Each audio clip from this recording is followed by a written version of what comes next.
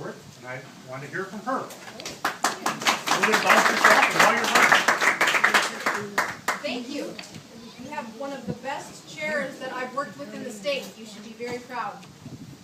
My name's Annette Bosworth, and I am a born and raised South Dakotan from Huntington, South Dakota. I was interviewing for medical school over 15 years ago now, when they said, "Why do you want to be a doctor?" And I said, "I hate hog chores." And I think that says something about, I grew up on a farm where we worked as a family, and we I had no paved pathway to medical school, but that was a dream. I love people. I love caring for people. And through my journey of that drive to become the best in my field, I have taken those talents to something called population health. I'm an internal medicine physician, and my whole training has been to get paid for better outcomes. So a lot like what Obamacare was touted as being, is to pay for the physicians to do a better job of taking care of America. And if that's what Obamacare was, I would be all for it. I have never touched a paper chart, and in the process have been on the leading side of change in a very stuck thinking of medicine. Several have asked me, how can you go from medicine to politics? I'm like, I'm not sure I'm going to notice the difference.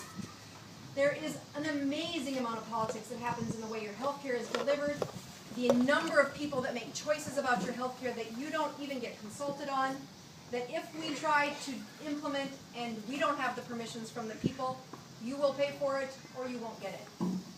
In that same process, I have spent the last 18 months preparing for Obamacare. I'm an independent physician.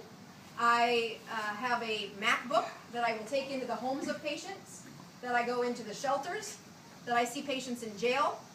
I take care of everything from mental health to addiction health, because I know that if I want the best outcomes for my patients with diabetes and high blood pressure and cancer, that you must take care of their addiction, you must take care of their mental health, you must really care about the whole person. And through the process of having implementation of Obamacare by October 1 of 2014, I remember the moment in the spring where I felt suffocated, that they were going to ask me to do some of the things Obamacare asks me to do with your information. That I collect the information under this protected, private, intimate relationship between a patient and a doctor. And Obamacare will add 159 regulatory boards between me and the patient. And that's when I said, if not me, then who? To do something about caring for that relationship and keeping it protected. The amount of reports that I will send to the IRS, because this is a tax about you, so that in 10 years when they are allocating the care, when we're looking at who will get the dialysis units, there's only so many we can give out. They will look back to see, did your chart have depression in it? Did your chart have alcoholism in it? Did you have a time where your family was dysfunctional? And I'd like you to define that. How many ways we can define that? And so I said, I am going to do something about it. I have the most to lose. I have a love affair with healthcare, with medicine, with being there for patients. And there will be no such thing when this is fully implemented. So when I announced that I was considering the run, one of my dear friends said, "You can't be a Republican. You care for people." And I said, and therein lies the problem with our politics in this country. That the labels that go behind these titles of Republican or Democrat, they shouldn't be, they should be. Does it improve the process holistically for the patient, for the people, or does it hurt them? And I sit on the front lines of many of the entitlement programs, from food stamps to Medicaid to having other, your homes, their mortgages, housing development. And you'll see patients who have all 3 or 4 layers of entitlement programs, and they are getting their meth somehow. They are still stuck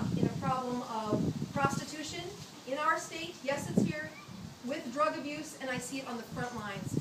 That when an entitlement program is set forth without an attrition, without a way to graduate them off of it, it is based in falsehoods, that it did not improve the process.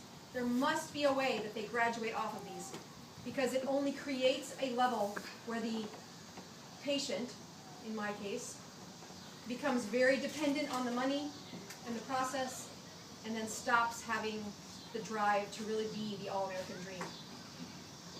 And so I run for the United States Senate, where there is a big fight in the United States Senate. Healthcare will be decided in that group. It takes a lot for me to leave one of the things I love the most, which is being a physician. But if I could do it in a way that protects the right between the patient and the physician, the next 10 years will decide. This law is not yet fully written. For the first 3 years they've written it, and yet it has over 70% of the details that have not been written. In the people writing it, it should be those who care for America in a way that is truly in the front lines, on the front lines of the delivery process. And so, I enter a race where the experts say I can't win, that I have never been before. But in medicine, we have a saying that the definition of an insane person is someone who continues to do the same thing over and over and over again and expects different results. And I think that's what happens when we send these groomed politicians who have been so far away from the front service lines, who have plenty of relationships with what it means to be courted by the lobbyist, for he who pays the most gets my vote. I am not like that. I have stood up to government, I have stood up for patients, and I will continue to stand for them because I am a mother. And I have 3 kids that I know need to see what America really looks like. And if we don't have people protecting that freedom, they won't know what America looks like either. So I ask for your support. Thank you. There was a Revolutionary War flag that had the saying on it, "Don't tread on me." Would you be proud on a photo op to stand up beside a banner